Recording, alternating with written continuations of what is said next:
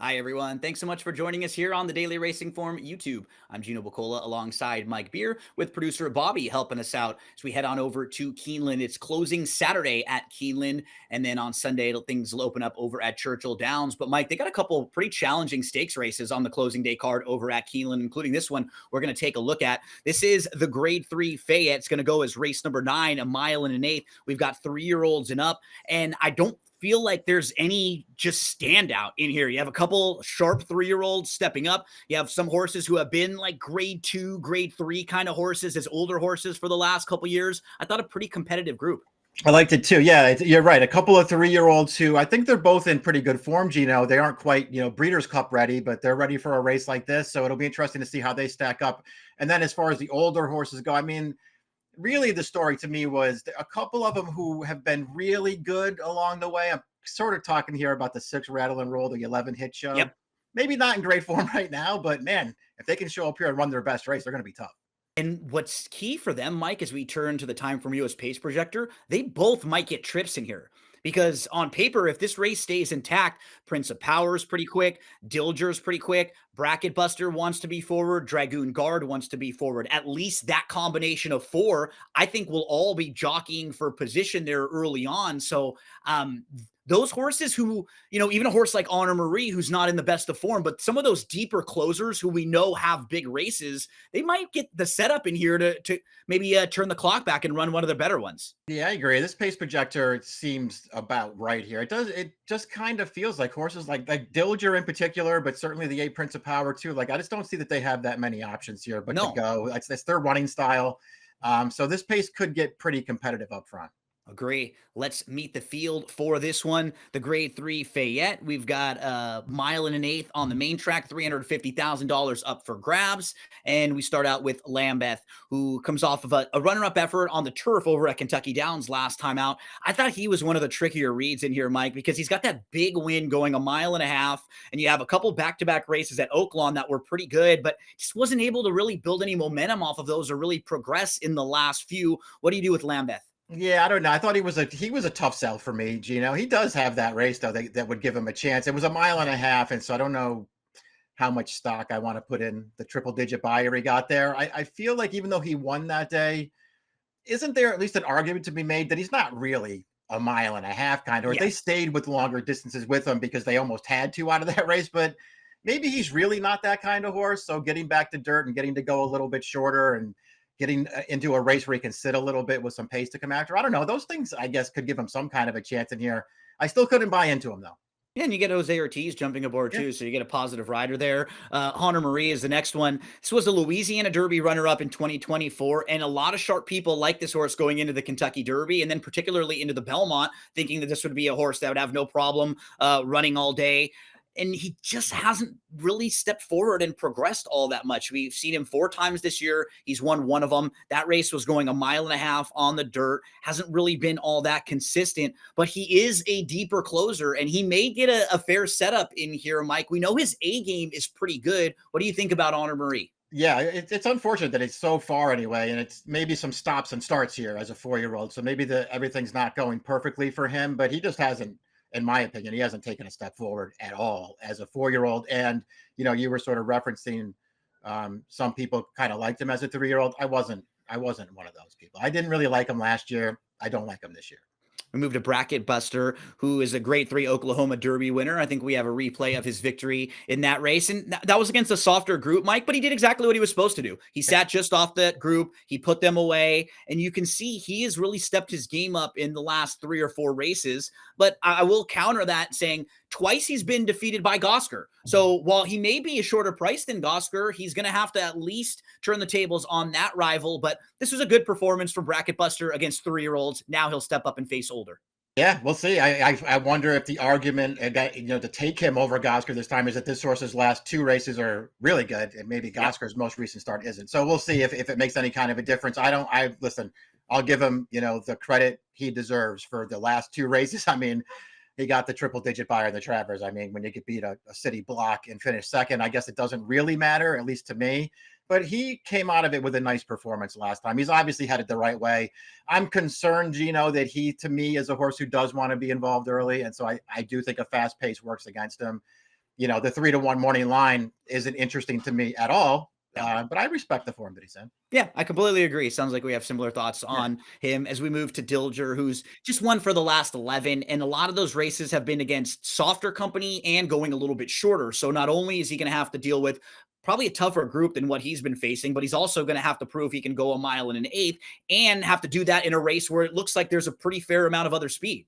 Yeah, all those things work against him. I think he's a sprinter anyway. I don't really like him going this far, and I certainly don't like him trying to get this distance against a field like this with that kind of pace projected that we looked at before. I think those things make it really hard for him. Moonlight has won 3 of his last 4, kind of just stepping up the class ladder, and you could probably make an excuse for the race that he didn't really fire. There were short layoffs on both sides of that. Just didn't really pick up his feet all that much that day. Moonlight could get a pretty nice trip coming from off the pace. His speed figures aren't far off from competing, Mike. He just kind of has to show he can compete at this level because it's a little bit tougher overall than what he's been facing. I think he could get a pretty nice setup in here. I agree. He's one of the better closers in the field for sure. So the pace Yep, projector works for him. I mean, I guess there's at least an argument, some kind of argument, to be made that, is he the now horse in absolutely. this race? I mean, he had I thought two really nice efforts earlier this year before he missed a little bit of time. He comes back in the summer, he gets wired at Horseshoe, and then he gets a little more time off. I really liked his last win.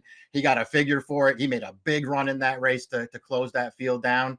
Just going really good right now for a really good trainer. And maybe he's still under the radar enough that you get a decent price in here. Yeah, that race was visually impressive too, Yeah, Mike, because he's not, he looks on paper like he's just a deep closer, but he's got a couple moves in him. Like he agreed. moved early and then he was waiting. I think he's a little more versatile than it might look, and you can kind of put him into the race a bit earlier. He's a must use pick 4, pick 5 type of Yeah. horse for me.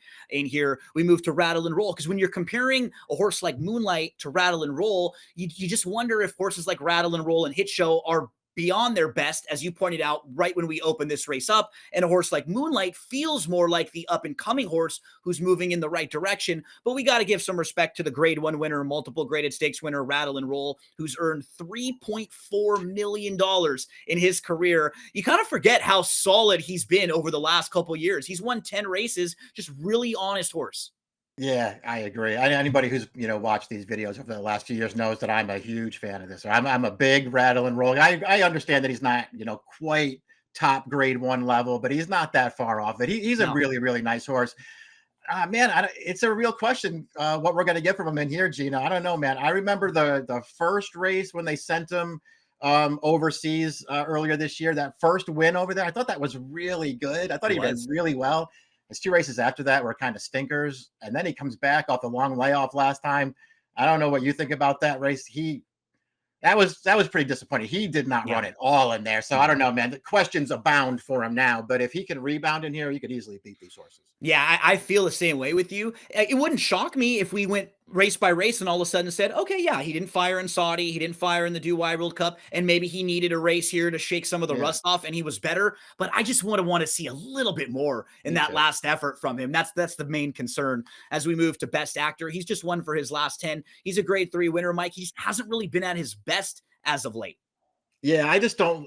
In this race in particular, I just don't really like him. He's got a race Yeah. or two that would give him a chance for sure. I don't like the form that he's in right now, and I just don't like him in this spot. Prince of Power is a pace player, but he's been a bit overmatched when he stepped up into stakes company. And this race does look like he's going to be dealing with other speed. I mean, he'll have Dragoon Guard probably putting some pressure right to his outside, and he'll have a couple others in here, heating it up with him early on. Yeah, just don't see him getting the trip that he's going to need to get in order to be effective in this race. Just ran him against a couple of these horses last time. He was 55-1 that day. He's going to be a big price again. Dragoon Guard has not done a whole lot wrong in his career. Brad Cox has been very logical about where he's placed this horse, though. He's always put him in spots where he looked like he was good. He looked like he had a chance. He's never really been placed over his head all that much. And he can sit off a bit. He's going to go third start of the form cycle. He is a multiple graded stakes winner, and he's never been worse than third. I mean, he's honest. He's solid.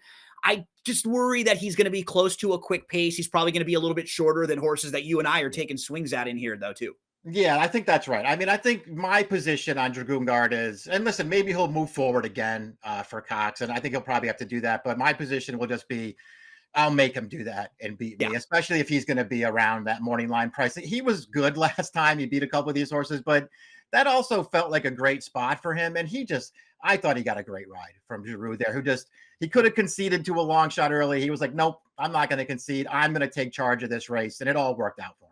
He's one of those horses who's solid. And he always wins races when he gets to good trips. Feels like when something happens and he has to encounter some trouble, he'll run fine and be underneath. But I don't know if he's the type of horse who's going to deal with the trouble, come around horses, pass horses, and win. He's fine for me.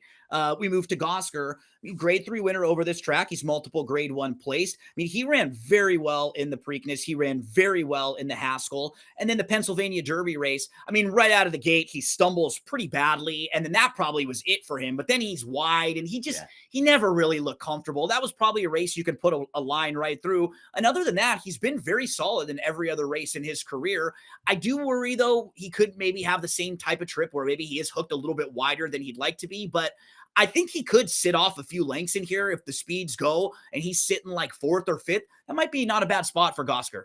I'm going to agree. I mean, I think being wide last time was more of an issue for him than the sort of stumbling start he got off to. And there, it just didn't work out. He was all done by the time they got to the stretch in that race. But I just think it's kind of easy to be lenient there, just considering the trip that he pulled, especially in the light of his 3 prior starts, which were all really, really good. And this horse has a lot of upside still.